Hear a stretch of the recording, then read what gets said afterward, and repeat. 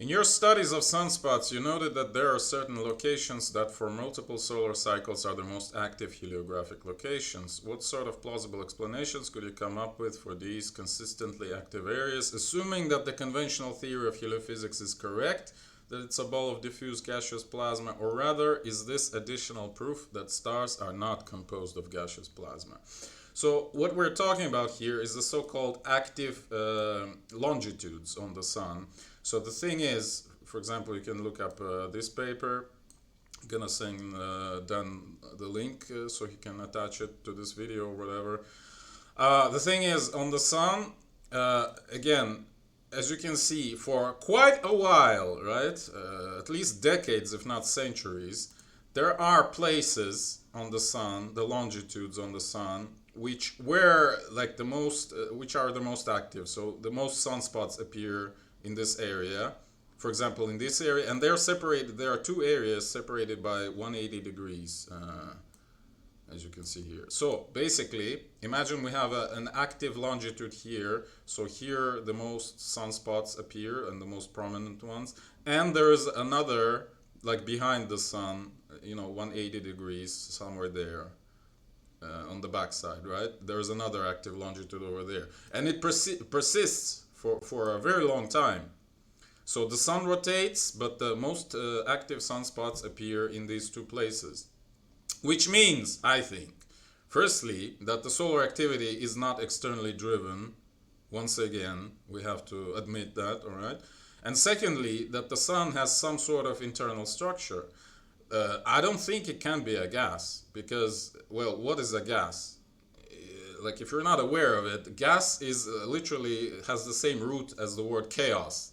Like, it's completely chaotic, right? It cannot sustain any sort of structure, which, in my eyes at least, means the sun is not a gas, okay? Because it sustains this sort of structure on a scale of centuries sometimes, or at least decades again.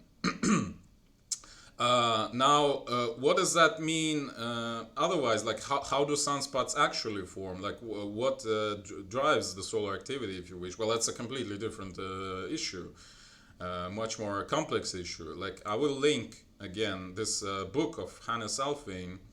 This is my, synopsis. Like, I've read the book and made some notes.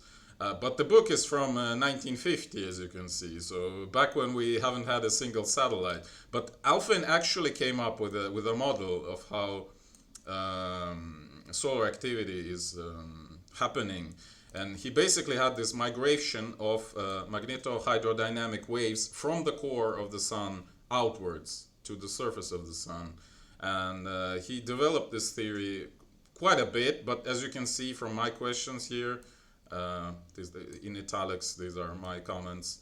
Like, it's not a super good theory, let's put it this way. But at least it's a theory, and again, I underline that it's 1950, okay? So it's pretty old.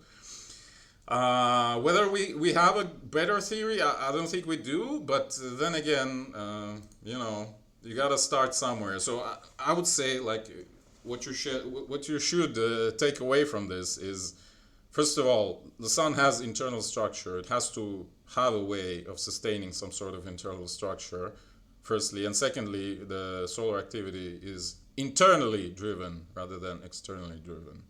And these are some important facts, I would claim. But yeah, so far, no good theory. If you have a theory of your own, be my guest.